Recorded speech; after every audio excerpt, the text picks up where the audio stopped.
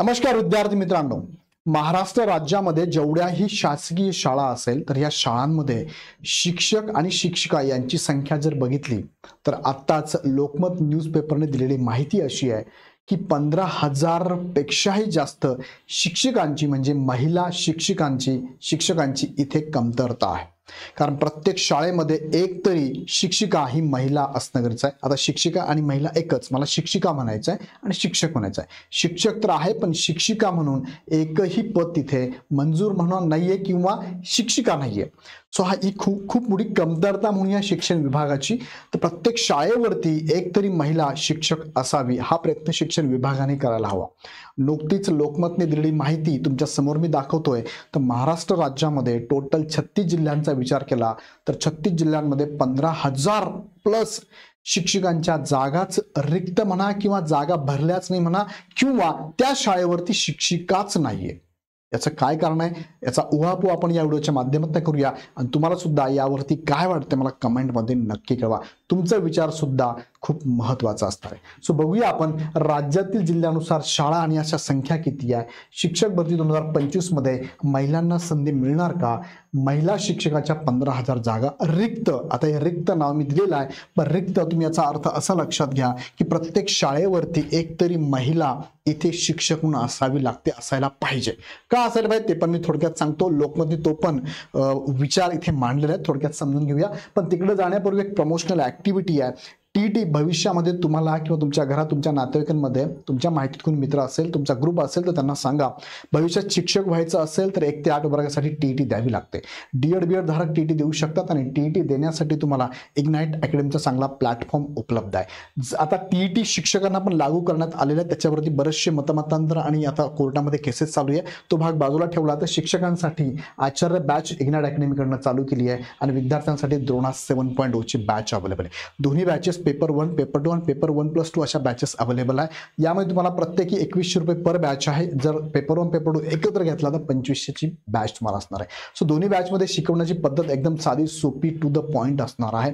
PDF notes आहे, तुम्हाला doubt clearing session आहे, टेस्ट सिरीज खूप जास्त असणार आहे, मेंटरिंग सेशन पण ह्या दोन्ही बॅचेस मध्ये अवेलेबल आहे। जुने विद्यार्थी असाल आमचे, तुम्ही ज्यांनी टीईटी टेट सीटीडी किंवा केंद्र प्रमुखची बॅच घेतली असेल तर 50% सूट आहे। सीटीडी प्लस टीडी ची बॅच सुद्धा आपल्याकडे अवेलेबल आहे। दोन्ही एकत्र पण तुम्ही घेऊ शकता, सेपरेट पण घेऊ शकता। ओके, सो या बॅच घेण्यासाठी खाली डिस्क्रिप्शन मध्ये ऍपची लिंक दिली आहे, ऍप डाउनलोड करून डायरेक्ट बॅचेस परचेस करू शकता।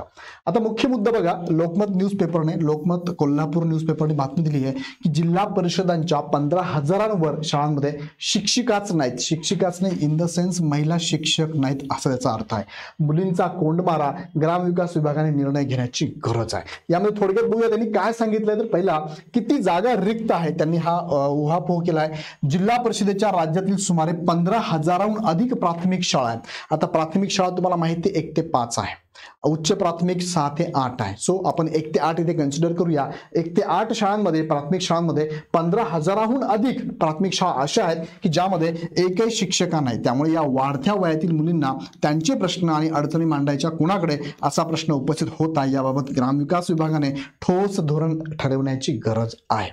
आता मुलींचं वय वाढतं वय आहे, या वयामध्ये होणारे बदल, ह्या वयामध्ये होणाऱ्या गोष्टी ह्या त्यांना शेअर करायच्या असेल तर एक महिला शिक्षक त्या ठिकाणी असेल तर ह्या त्यांच्याशी आपुलकीने बोलू शकतात किंवा महिला शिक्षक त्यांच्या संवाद साधू शकतात। त्याचबरोबर लोकमतच्या स्टार डेस्कने याबाबत राज्यातील सर्व जिल्ह्यांचा आढावा घेतला।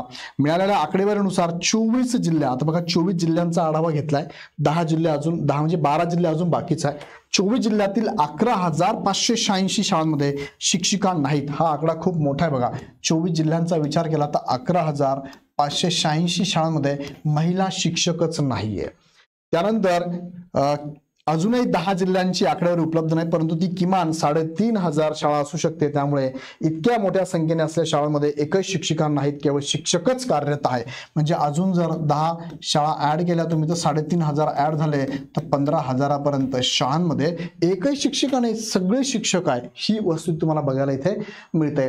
प्रत्येक शाळेत महिला शिक्षक का असावी, हा आग्रह का असावा तर ते पण त्यांनी इथे सांगितलंय बघा। लोकमतने काय सांगितलंय, एखादी जरी शिक्षक शाळेत असली तरी विद्यार्थिनी त्यांच्याशी मनमोकळेपणे करतात, हा इतर शाळांमधील अनुभव आहे. अगदी घरातील भांडणापासून ते शाळेत येताना कुणी त्रास देत असेल, तसेच वैयक्तिक आरोग्याच्या प्रश्नांपासून ते नातेवाईकांकडून होणाऱ्या बऱ्या वाईट अनुभवापर्यंतचे प्रश्न या मुली आपल्या विश्वासातील शिक्षिकेला सांगत असतात. बघा, हा खूप महत्त्वाचा मुद्दा आहे. तुम्ही जर हा व्हिडिओ बघत असेल तर पालक म्हणून, भाऊ म्हणून, बहीण म्हणून, नातेवाईक म्हणून हा व्हिडिओ आपल्या एखाद्या बहिणीसाठी, मुलीसाठी खूप महत्त्वाचा मुद्दा आहे. सो ह्या मुलींना आपले प्रश्न जर योग्य पद्धतीने विश्वासू माणसाजवळ, गुरुजवळ मांडायचं असेल तर अशी एक शिक्षिका त्या शाळेमध्ये असणं खरंच गरजेचं आहे. मला पण एक मुलगी आहे. मलाही वाटतंय की माझी मुलगी ज्या शाळेत जाते त्या शाळेत महिला शिक्षक असायला पाहिजे, जेणेकरून कधी कधी एखादी गोष्ट तिला वाटली तर ती त्याच्याबरोबर शेअर करू शकते. शेअरिंग हा शिकण्याचाच विषय, त्यातल्या तो शेअरिंग स्वतःचा पर्सनल असेल, माझ्या आरोग्याबाबत असेल, माझ्याशी इतर कसे वागतात त्याच्याबद्दल असेल, माझ्यावरती अन्याय काय होत असेल तर याच्याशी जर डिस्कशन करायचं असेल घरात, नो डाऊट आई आणि वडील तर सर्वोत्तम गुरु आहे, त्याच्यानंतरचा महत्वाचा गुरु कोण असेल तो शाळेतले आहे. शाळेत शिक्षिका असणं गरजेचं आहे. हा चांगला मुद्दा आहे. मला पण याला पडतोय. तुम्हाला काय वाटतं मला कमेंटमध्ये नक्की कळवा. परंतु या शाळांमध्ये शिक्षिकाच नसल्याने या अडचणी, हे प्रश्न सांगायचे कोणाला, हाच प्रश्न त्यांच्या समोर आहे. अगदी त्या शाळेतील शिक्षकच त्रास देत असेल. बघा, काही शाळेमध्ये असं पण घडतंय. तुम्हाला माहिती आहे, न्यूजपेपरला बातम्या आलेल्या आहेत, तुम्ही वाचलेल्या असतील. काही शाळेतील शिक्षकच त्रास देतात. बघा, खरंच खूप शिक्षक चांगले आहेत, पण काही शिक्षक असे पण आहेत की ज्या शिक्षक या पदासाठी डाग लावणारे आहेत. सो मी पण शिक्षक सध्या नानार्जनचं काम करत असतो. मी ऑथराईज शिक्षक नाहीये, गव्हर्नमेंटचा शिक्षक नाहीये, मी प्रायव्हेटमधून पण शिकवायचं काम करतो. पण मला वाटतं की शिक्षक या पदासाठी खूप जाणीवपूर्वक लोकांनी चांगलं वागलं पाहिजे. सो काही शाळेत मात्र हे घडतंय की शिक्षकच त्रास देतोय. अशा वेळी शिक्षिका जर असेल त्यांच्याशी हितगुज करता येतं. अगदी त्या शाळेत शिक्षकच त्रास देत असेल तर शाळा बंद होईल म्हणून घरीही सांगितले जात नाही. बघा, मुली कधी कधी घरी पण सांगत नाही, का बरं शाळा बंद होऊन जाईल माझी, मग कशाला सांगायचं. अशीही वस्तुस्थिती काही ठिकाणी समोर आली आहे. म्हणूनच मग यावर पर्याय काढण्याची गरज आहे. खूप चांगला मुद्दा लोकमध्ये खरं म्हणजे मांडलेला आहे.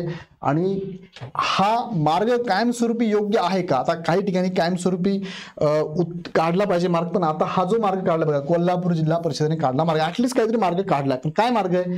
लोकमतने हा कोल्हापूर जिल्ह्यापुरता प्रश्न मांडल्यानंतर कोल्हापूर जिल्हा परिषदेचे मुख्य कार्यकारी अधिकारी कार्तिकेयन यस आणि प्राथमिक शिक्षणाधिकारी डॉक्टर मीना शेंडकर यांनी यावर मार्ग काढून आठवड्यातून किमान 1 तास या जिल्ह्यातील 700 शाळांमधील मुलींशी 1 तास संवाद उपक्रम राबवण्याचा निर्णय घेण्यात आला आहे. हाच उपक्रम राज्यभर राबविता येईल. आता हा तात्पुरता आहे, हा कायमस्वरूपी नाहीच आहे. शाळेवरती कायमस्वरूपी शिक्षिका असावीच, पण हा तात्पुरता आता नसेल तर आता अजून अडचण आहे, अजून शिक्षक नेमायला वेळ लागेल. हे असेल तर चांगलाच आहे, हा उपक्रम पण राबवला पाहिजे आत्ता. पण हा तात्पुरता आहे, कायमस्वरूपी यावरती मार्ग काढायलाच पाहिजे.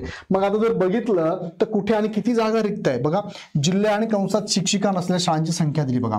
आता जिल्हे आणि ते जिल्हे अहिल्यानगर आहे, 1156 शाळा अशा आहेत की ज्या ठिकाणी शिक्षकच नाहीये. शिक्षिका नाही इन द सेन्स शिक्षक हे फक्त शिक्षिका नाही, म्हणजे अपेक्षित जे पद आहे ते भरली, पण जेंडरनुसार ते शिक्षक आहे, शिक्षिका नाहीये.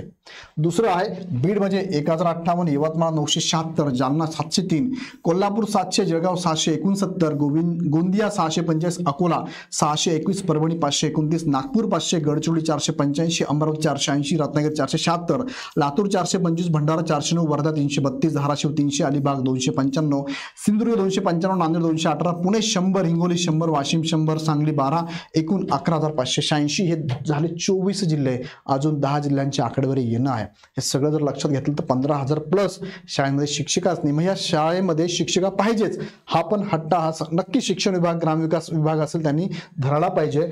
यावरती तनुजा शिरपूर उपाध्यक्ष यांनी काय सांगितलंय, पालकांपेक्षा मुली आपल्या शिक्षकांशी अधिक मनमोकळेपणाने बोलतात. राज्यात इतक्या शाळांमध्ये शिक्षिका नसणे धक्कादायक आहे. शासनाला जरी प्रत्येक शाळेत शिक्षिका देणे अशक्य असले तरी किमान आठवड्यातून एकदा या मुलींशी संवाद साधण्याचा प्रक्रिया सुरू करावी. त्यायोगे पुढचे अनेक प्रश्न टाळता येतील. नक्कीच हा उपाय चांगला आहे, पण हा कायमस्वरूपी नसावा, हा तात्पुरता असावा. कायमस्वरूपी शिक्षिका देणं गरजेचं आहे. यावरती तुम्हाला काय वाटतंय? बघा, राज्यातील 15,000 प्लस शाळेमध्ये शिक्षिका नाहीये. शिक्षिका असायला हव्यात का? शिक्षिकेचा रोल किती महत्वाचा आहे? आपल्या घरामध्ये मुलगी असेल तर मुलीसाठी तुम्ही याच्यावरती काय विचार कराल? शिक्षण विभागाने काय विचार करायला पाहिजे? भविष्यात येणाऱ्या या सगळ्या शिक्षणाच्या सुविधा तुम्ही देत आहात, पण या मुलींच्या आरोग्याच्या बाबतीत, मुलींच्या इतर गोष्टींच्या बाबतीत, म्हणजे बऱ्याच ठिकाणी ग्रामीण भागामध्ये मुलीला शाळेत पाठवलं जात नाही. त्याला बरीचशी कारणं आहेत, त्यापैकी हे एक कारण असू शकतं का? यावरती तुम्हाला काय वाटतंय? यावरती खरंच सरकारने उपाय काढून कायमस्वरूपी तोडगा काढला पाहिजे का? यावर तुमचं मत मला अपेक्षित आहे, नक्की कमेंटमध्ये कळवा. आणि मग यावरती पुढे प्रश्न असाही येऊ शकतो की टेट 2025 ची आता शिक्षक भरती होणार आहे पवित्र पोर्टलला. या पवित्र पोर्टलमध्ये त्या ठिकाणी जे शिक्षक आहे, मला म्हणायचं आहे शिक्षक पुरुष आहेत, त्यांना जर तिथे एक शिक्षिका, म्हणजे त्या ठिकाणी त्या शिक्षकांच्या जागेवरती, एका शिक्षका जागेवरती किंवा एका शाळेत एक शिक्षिका उपलब्ध करून दिली तर कदाचित ह्या नव्याने शिक्षक भरतीमध्ये महिलांना संधी उपलब्ध होऊ शकते. आता मी याचा अर्थ काय समजायचा आहे तुम्हाला, असं म्हणायचं मला की शिक्षिका म्हणून महिलांना इथे संधी मिळणार असेल तर नक्कीच ह्या नव्याने जागा रिक्रूट केल्या जाऊ शकतात. सो यावरती तुमचं काय म्हणणं मला कमेंटमध्ये कळवा. आणि येणाऱ्या टेट 2025 मध्ये पवित्र पोर्टल ऑक्टोबर 2nd वीक मध्ये चालू होण्याची शक्यता, याबाबत मागचं परिपत्रक तर मी तुम्हाला सांगितलं होतं. सो अपेक्षित आहे पवित्र पोर्टल 2nd वीकला चालू होईल आणि शिक्षक भरती चालू होऊन जाईल. सो याबद्दल तुमच्या कमेंटमध्ये मी उत्तरांची अपेक्षा करतो. व्हिडिओ आवडतं लाईक करा, चॅनल सबस्क्राईब करा आणि इग्नाइट अकॅडमीच्या माध्यमातून जे मार्गदर्शन तुम्हाला उपलब्ध होते ते कसं वाटतंय मला कमेंटमध्ये नक्की कळवा. पुन्हा व्हिडिओ नेक्स्ट व्हिडिओमध्ये. धन्यवाद.